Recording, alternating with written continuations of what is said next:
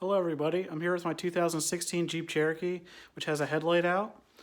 For me, it's on the driver's side. I'm by no means a certified mechanic, just a guy trying to do things myself and save a little bit of cash. Hopefully you can find this useful. So when I start my vehicle, I'll get an indication that I have a low beam out. Right there it is.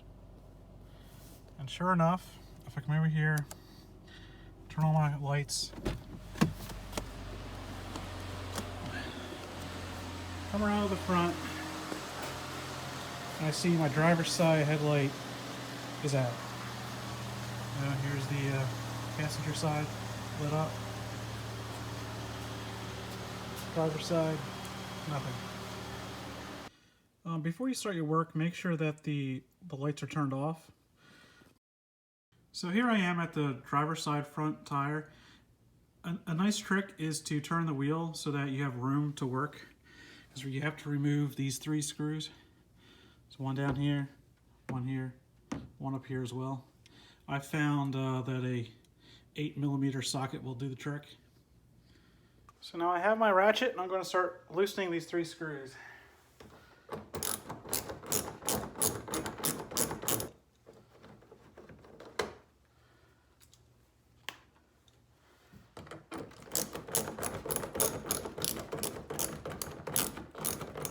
Now that all 3 screws are out, we should be able to reach in here, pull this gasket back.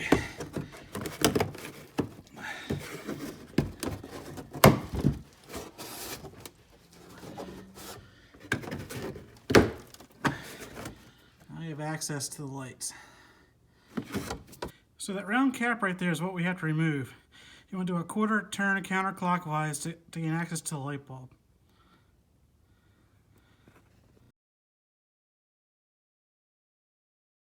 So here's the cap removed. Like I said, just give it a 1/4 turn counterclockwise. It should pop right out. Now we can see the actual light bulb. Again, we want to give that a counterclockwise 1/4 turn to remove that as well. Alright, so I have the bulb hanging here. Now I have to lift up on this little plastic tab to release the bulb. So here's the bulb that I had removed. That's the model that it was. That was straight from the manufacturer. First time they had to be replaced. These are the bulbs I picked up at a local store today.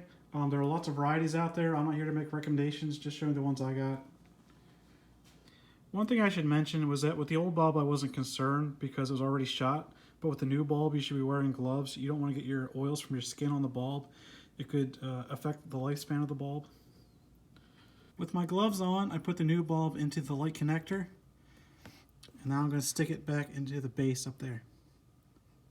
Again, this is how the bulb should look once it's secured in place. When you install it, you want to make sure you put it back in and give it a 1/4 turn clockwise. Now we will reinstall this cap, and again we will give it a 1/4 turn clockwise to tighten it.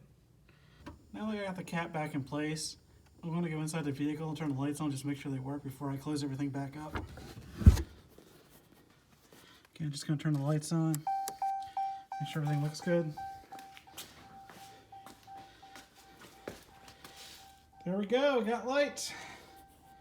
Now that we see the lights are working again, we can tuck this gasket back behind and put the screws back in. And we're good to go. Thanks for watching, guys. Take care.